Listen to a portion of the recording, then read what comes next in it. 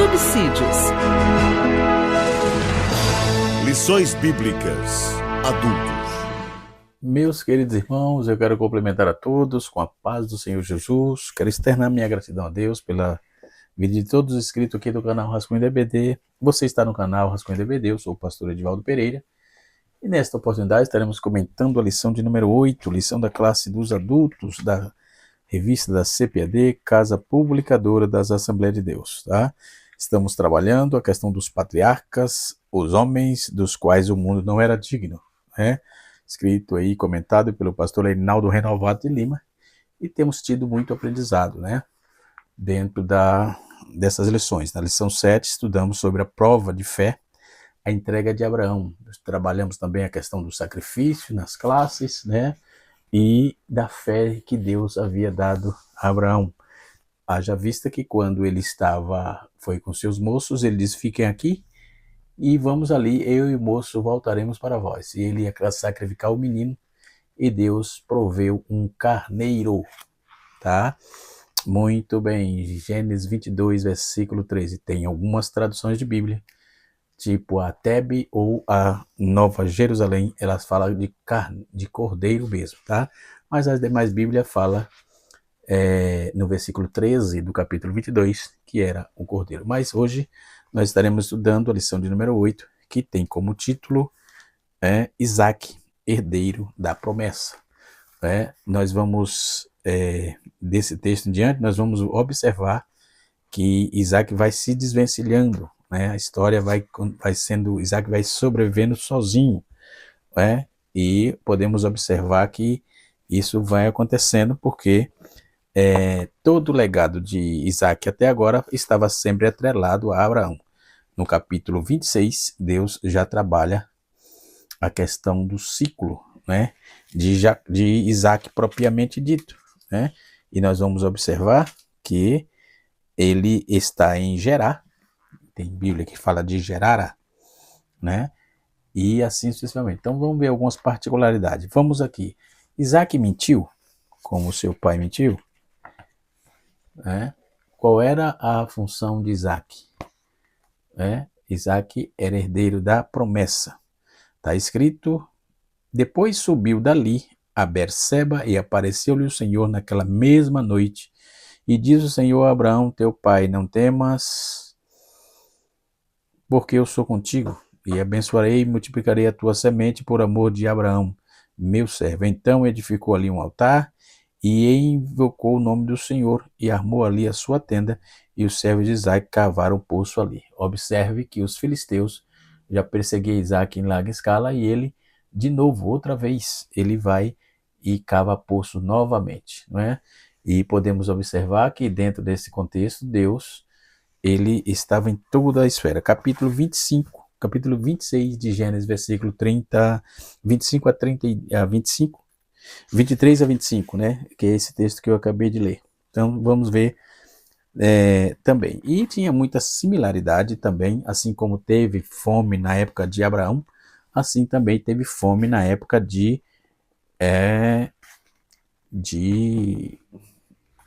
Isaac, né?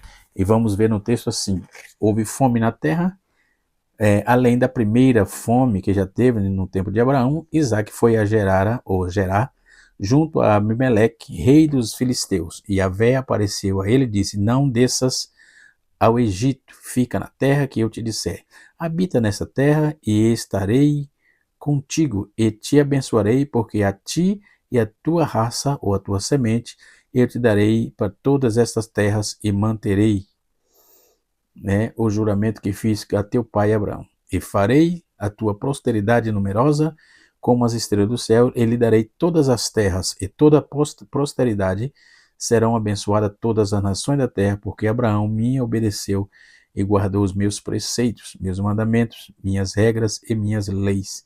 Isaac, pois, ficou em Gerar. Ok? Então, nós vamos ver na leitura bíblica em classe aqui da nossa lição e aprender um pouco sobre essa temática. Temos algumas particularidades nessa lição e nós vamos trabalhar um pouco sobre essas particularidades também. Na minha visão, são os destaques do texto que nos deixa ficcionado no texto, né? E crendo mais ainda. Né? Semeou Isaac naquela terra, na mesma terra, e colheu no mesmo ano, sem medidas, porque o Senhor a abençoava. Né? Na lição nós estamos no capítulo de número 8, 26, aliás, versículo 1 a 5, e nós lemos aqui até o versículo 6. Versículo 2 diz assim: Semeou Isaac naquela terra, naquele mesmo ano, colheu 100 vezes 6 medidas, porque o Senhor abençoou. E engrandeceu-se o varão e ia engrandecendo até que se tornou muito grande. Tinha possessão de ovelhas, possessão de vacas e muita gente de serviço, de maneira que os filisteus invejavam. E apareceu o Senhor naquela noite e disse: Eu sou o Deus de Abraão, teu pai.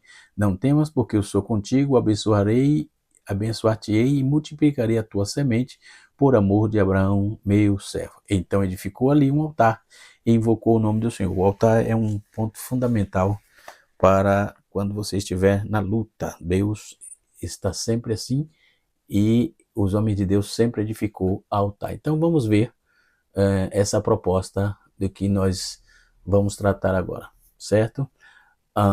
Quando Deus fez a promessa a Abraão, no capítulo 12, versículo 3, ele disse assim: em ti serão benditas todas as nações, né? Todas as famílias, aliás, da terra.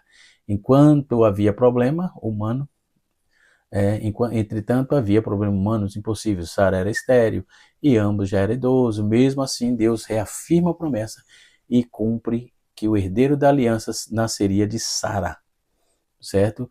E nós temos Gênesis capítulo 15, versículo 4 e 6, nós temos Gênesis 17, versículo 15 a 21, nós temos Gênesis 18, versículo de número 9 até o versículo 14, nós temos Gênesis 21, versículo de número 1 até o versículo 7. Então nós aprendemos que o nome de Isaac era Riso, enfim. Aí nós temos aí o Isaac como filho da promessa. A Bíblia ela diferencia Isaac de Ismael, conforme também lemos já, de maneira que vamos observar. Isaac nasceu segundo os esforços humanos, Ismael, aliás, através de Agar e representando assim a tentativa humana de cumprir a promessa. Já Isaac, ele nasceu sobrenaturalmente, no tempo determinado, como produto da promessa divina. Então, Paulo, ele vai interpretar isso em Gálatas capítulo 4, versículo número 22 a 31. Ele mostra aí que Ismael simbolizava a carne e a escravidão e aponta também que Isaac simbolizava a promessa e liberdade. Aí nós temos aí a era da aliança, no capítulo 21, Isaac será chamado de tua descendência. Está escrito. Então, isso significa que a aliança abraâmica continuaria por meio de Isaac. A aliança messiânica passaria por ele.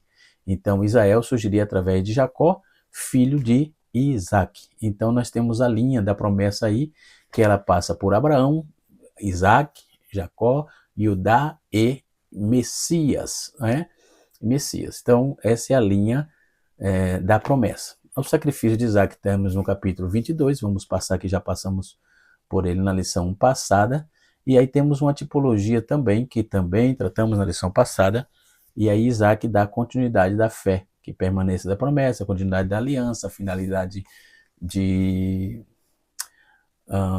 a fidelidade de Deus entre gerações e assim sucessivamente. Então, a sua vida, a vida de Isaac demonstrava que Deus cumpre porque ele promete, a promessa não depende da capacidade humana, né?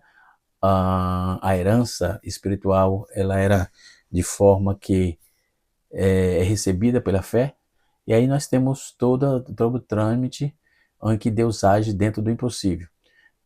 Sara era estéril, Deus fez com que ela desse luz, né, a um filho. Então, como vamos ver, no tempo de Abraão teve fome, no tempo de Isaac também, não é?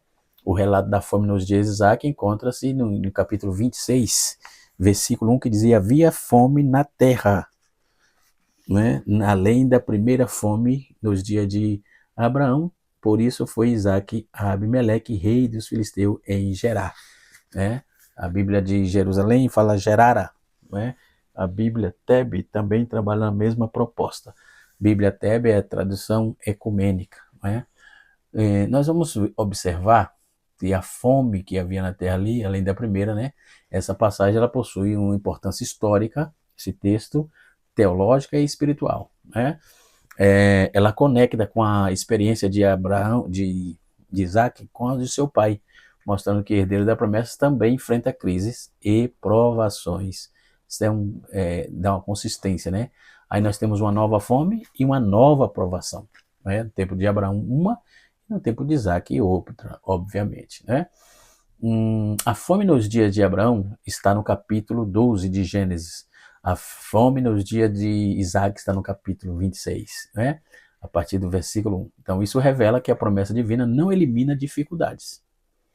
Outro sim, a terra prometida ainda experimentava escassez. Outro ponto interessante, os patriarcas viviam dependente da promessa, da dependência divina, da providência divina. E olha que eu sei propriamente dito que é viver de dependência divina. E sei que Deus cumpre o que promete. Né? Claro que eu não sou Abraão, mas vivi isso e não tem muito tempo. Né?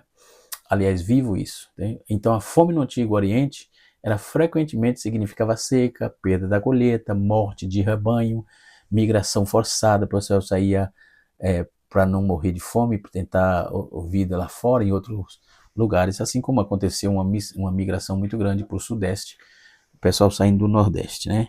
E assim sucessivamente. Então, nós vamos ver a tentação de descer ao Egito, né? E Deus falou com ele. Diante da crise, Isaac pensou em ir para o Egito, como Abraão fizera anteriormente, né? O Egito era visto como refúgio nos tempos de fome, porque possuía o rio Nilo, tinha irrigação constante, era economicamente mais estável. Porém, Deus disse, não desças ao Egito, habita na terra que eu te disser. Capítulo 26, versículo 2 de Gênesis. Então, aqui aparece uma diferença importante entre Abraão e Isaac. Abraão foi ao Egito durante a fome. Isaac recebeu a ordem explícita, né, para permanecer ali. E a permanência dele em Gerar, Isaac permaneceu em Gerar, no território dos filisteus, governado por Abimeleque. Né? Aconteceu a mesma coisa com ele e sobre Rebeca.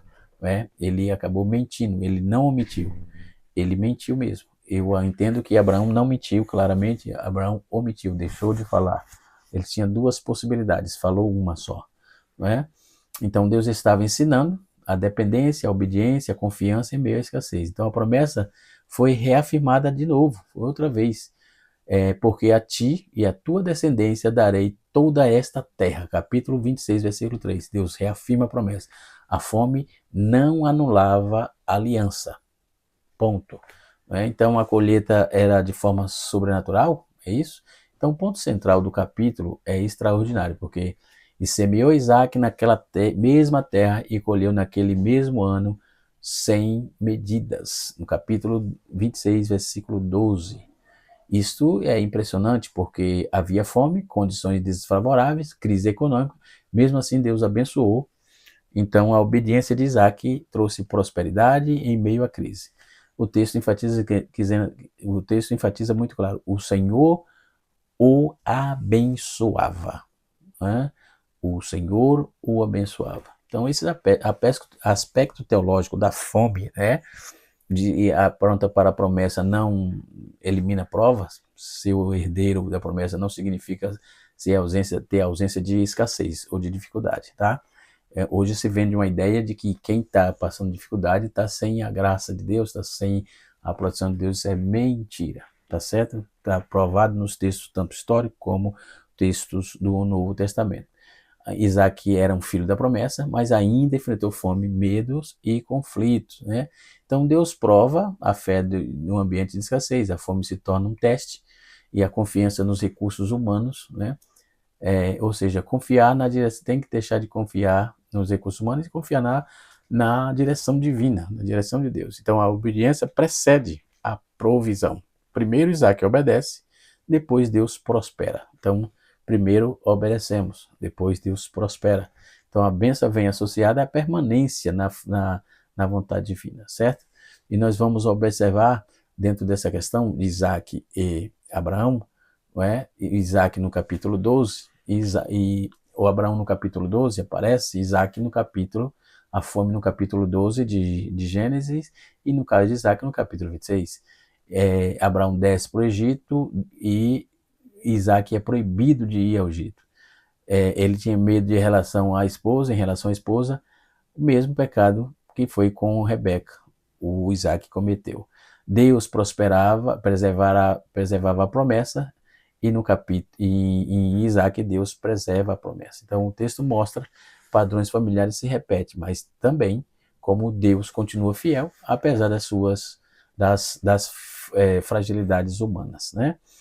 E essas aplicações, essas visões em termos de tempo de fome, matéria, Deus continua presente. A promessa continua válida. A obediência continua necessária, certo? Então a crise não é prova do abandono divino. Muitas vezes fome antecede crescimento, revela dependência e amadurece a fé, certo? Depois, Deus pode fazer prosperar. Deus pode fazer prosperar em tempos improváveis. Então, Isaac colheu em tempo de fome. Isso aponta para a provisão sobrenatural, certo? Isso mostra a fidelidade divina. Isso é bênção independente da circunstância, tá certo? E dentro dessa lição podemos aprender isso, que a fome no tempo de Isaac revela que o herdeiro da promessa também atravessa a crise. Revela que Deus continua dirigindo o seu povo em meio à escassez. Revela também a obediência, que a obediência abre caminho para a provisão divina. Então, em Gênesis 26, mostra que a fidelidade de Deus é maior que a crise da terra. A fidelidade de Deus é fiel, e a fidelidade dele é maior do que as crises terrenas, né? Mesmo em tempo de fome, Deus preserva a sua aliança e sustenta aqueles que confiam nele, certo? Nós observamos que, assim como Abraão mentiu, Isaac fez a mesma coisa. Isaac repete praticamente o mesmo erro que seu pai. Ele mente sobre sua esposa de medo por ser morto, para não ser morto, né? Então Isaac estava em Gerar, terra dos filisteus, e o homem do lugar perguntou sobre Rebeca, e o texto diz que ele diz, no capítulo 26, versículo 7, diz, é minha irmã. E fez isso por quê? Porque Rebeca era bonita, Isaac temia ser morto para que outros a tomassem, né? Então ele tinha medo, isso pairou o medo. Então o próprio texto diz, porque temia dizer, é minha mulher. E ele foi pego, né, pelo Abimeleque. Tem tempo que o ímpio é mais prudente do que o crente, pode ter certeza. Isso aconteceu com Isaac. Então, ele já havia acontecido com Abraão em duas ocasiões. No Egito, certo? Esse paralelo. Nós vamos ver o capítulo 12, versículo 10 a 20. Abraão disse que Sara era sua irmã diante de Faraó. E em Gerar, Abraão repetiu. Então, ele mentiu duas vezes diante de Abimeleque, né? Então, essa repetição do padrão familiar dentro do texto bíblico mostra algo profundo. Filhos frequentemente repetem padrões dos pais. Fraquezas podem atravessar gerações e medo e incredulidade pode reaparecer. Então, Abraão e Isaac, ambos recebem a promessa divina. Ambos experimentam a proteção sobrenatural. Ambos ainda lutam contra o medo, certo? Então, outras diferenças que podemos observar, há algumas diferenças entre Isaac e Abraão, ou vice-versa, né? Sara era meia irmã de Abraão, Rebeca não era irmã. Então, na minha visão, Abraão, ele omitiu informação. Já Isaac, ele mentiu mesmo, né? Mentira parcialmente, uma parcialmente verdade, uma parte verdade e outra parte mentira, então foi parcialmente. Já Isaac mentiu completamente. Faraó tomou Sara, Rebeca não chegou a ser tomada. Os dois episódios, ele é um episódio e um episódio resultado. Ele tem, no caso de Abraão, teve 2 episódios, no caso de Isaac só foi um. Então a descoberta da verdade, Abimeleque, ele descobre isso, né? Ele confrontou a Isaac, certo? Como dissesse que ela é sua irmã? Porque ele viu Isaac namorando com Rebeca, se acariciando. Aí ele percebeu o perigo moral e aquilo que poderia trazer ao povo. Então, o aspecto bíblico que vamos observar nisso, dentro do texto, o homem de fé continua sujeito ao medo.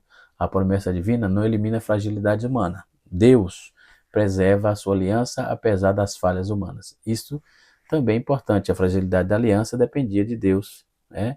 E não da perfeição dos patriarcas. Nós temos aí também a ironia do texto, que é bom lembrar isso, né? Capítulo 26. Existe uma ironia interessante. O rei pagão demonstra mais integridade moral naquele momento, enquanto o patriarca age movido pelo medo. Isto ocorre também na história de Abraão. A Bíblia não esconde os defeitos de seus personagens. Ela apresenta fé real, homens reais, fraquezas reais e a graça de Deus agindo mesmo assim, certo? Então, o medo pode levar à mentira. Isaac conhecia a promessa, mas o medo afetou sua confiança. Esses padrões familiares precisam ser quebrados. Nem toda herança familiar deve ser repetida, tá? Então, Deus permanece fiel, mesmo diante das falhas de Isaac, Deus o protegeu, preservou Rebeca, manteve a promessa, né? Aí nós temos aí, Isaac mentiu sobre Rebeca da mesma forma que Abraão havia mentido sobre Sara. Então, o relato mostra que a repetição das fragilidades humanas, o impacto do medo e principalmente a fidelidade de Deus em preservar a sua promessa, apesar das imperfeições dos seus servos, né? Nós podemos observar que na lição temos a inveja dos filisteus, né? Então, a inveja dos filisteus contra Isaac é um tema central também no capítulo 26. Né? O texto ele mostra como a prosperidade concedida por Deus despertou a oposição, a hostilidade e o conflito. Até hoje é assim. Né? Até hoje é assim. Então, o crescimento de Isaac, após permanecer em Gerar durante a fome, Deus abençoou Isaac. Não é? E extraordinariamente, então está escrito no capítulo 26, versículo de número 3, assim: e engrandeceu-se o homem, enriquecendo-se até que se tornou muito poderoso. Então, aí nós vamos ver que esse texto apresenta a abundância de colheita, o crescimento dos rebanhos, muitos servos, prosperidade visível. Então, o texto afirma claramente: os fariseus o invejavam, versículo 14 do capítulo 26. E dentro desse contexto, nós podemos ver o quão ruim é a natureza da inveja. Isaac prosperava em território estrangeiro, sua riqueza aumentava rapidamente, a bênção divina era evidente. Então os filisteus perceberam a influência crescente, a força econômica, a expansão do poder. Então a inveja bíblica não é apenas desejar o que o outro possui, ela frequentemente envolve ressentimento, envolve hostilidade, desejo de impedir o crescimento do outro. Não é? Então nós temos tudo isso aí. Então o fechamento dos poços, a reação dos filisteus era agressiva. Todos os poços que os servos de seu pai tinham cavado, os filisteus entulharam e encheram de terra. Observe no capítulo 26, versículo 15. Então no contexto do Antigo Oriente, né, nós vamos ver que os poços eram essenciais para a sobrevivência. Representava riqueza, território e permanência. Tampar poço era um ato econômico, era político, era um ato hostil, era uma tentativa de enfraquecer Isaac e expulsá-los, né, e limitar sua prosperidade. Então Abimeleque reconheceu o poder de Isaac e disse a Isaac: aparta-te de nós, porque muito poderosos te tens feito de que nós. Aí ele não aguentou a inveja que expressou assim de forma contundente. Capítulo 26, o versículo 16. Nós vamos ver que isso revela a prosperidade de Isaac causava temor. Os filisteus percebiam a sua força crescente. Então a bênção divina tornou isso visível até para o povo ao redor, né? Então o conflito dos poços, mesmo após sair, Isaac continuou enfrentando a oposição. Seus servos cavavam poços e os pastores locais disputavam a posse. Ou seja, nós temos o poço de Ezeque, que significa contenda, porque brigavam com ele.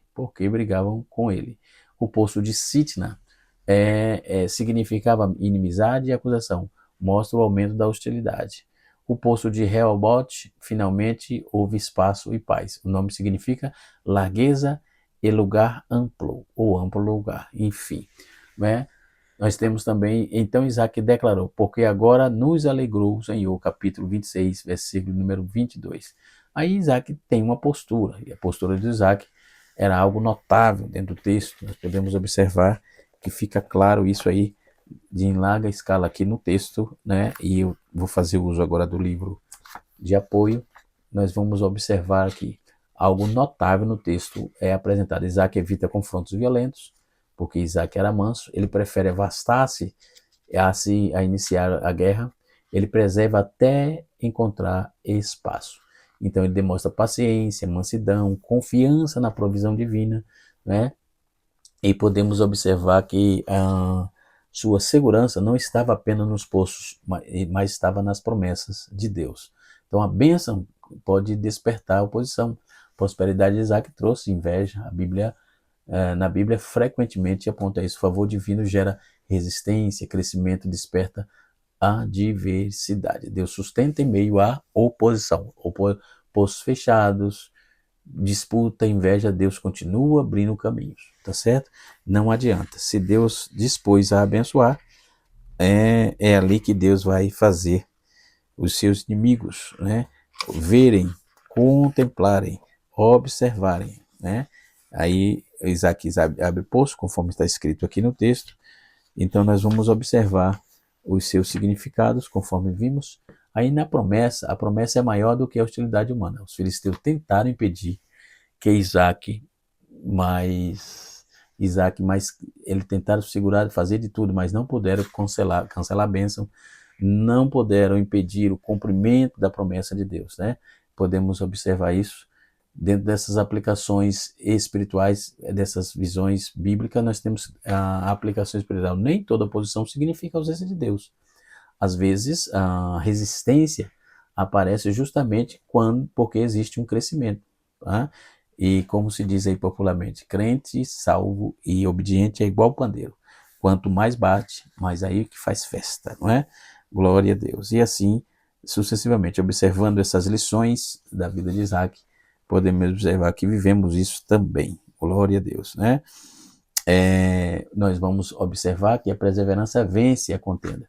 Isaac continua cavando poço, ele não desistiu diante da oposição. Depois nós temos aí o reconhecimento final de Abimeleque, conforme vemos, depois Abimeleque procura Isaac e faz a paz. Aqui o comentarista colocou que ele faz acordo. Os filisteus de Gerar causaram muitos problemas a Isaac. Primeiro, entulharam os poços que Abraão havia cavado, todos foram reabertos por Isaac, depois proferiram como que Isaac, pelos poços, mandaram cavar. Então teve Ezeque, teve Sitna, teve Reobote, etc. Finalmente cavou o poço diante de não haver mais contenda, e chamou aquele poço de alargamento, que é Reobote, né? Alargamento, agora o Senhor nos alegrou, certo? E foi morar em Betseba, conforme diz, e o servo cavaram mais poço ali, conforme está no texto, capítulo 26, certo? Versículo 25. E disse depois Abimeleque, rei de Gerar, e pôs um pacto com Abraão, certo? Esse pacto está registrado no capítulo 26, versículo 26 a 31. E disse, havemos visto claramente que o Senhor é contigo. Resista. O inimigo vai ter que se render. Resista. Ele vai ter que se render. Porque eles vão reconhecer, o inimigo vai reconhecer que o Senhor é contigo. Aquilo que provocou inveja acabou tornando testemunho público da presença divina. Bendito seja Deus. E Abimeleque veio de Gerar com Ausate, seu amigo, e Focol, príncipe do exército, e disse-lhe, Isaac, por que vieste a mim? Aqui vos me aborreceste e me enviaste de vós.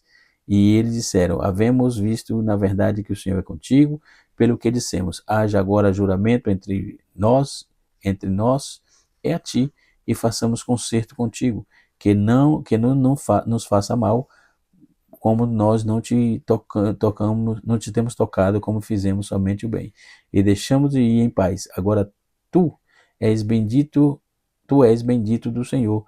Então lhe fez um banquete, e comeram e beberam, e levantaram-se de madrugada, e ajuntaram com o outro. Depois despediu-se Isaac, e despediram-se dele em paz, né? Cumpriu também o que está escrito em Provérbios, sendo o caminho dos homens agradáveis ao Senhor, até os inimigos te faz que tenha paz com ele. Capítulo de número 16, versículo de número 7. Porque a mansidão de Isaac que venceu esses homens. Poço de Betseba, por exemplo, logo após o pacto de juramento entre Abimeleque e Isaac, então os servos lhe trouxeram boas novas de que havia achado água no poço que tinha cavado após a construção do altar. E aconteceu que naquele mesmo dia vieram os servos de Isaac e anunciaram cerca negócio do poço que tinha cavado. E disseram-lhe: temos achado água, e chamou-os o Seba. Por isto o nome daquela cidade é Berseba até o dia de hoje. Capítulo 26, versículo 32 a 33. Então, Seba no hebraico significa juramento.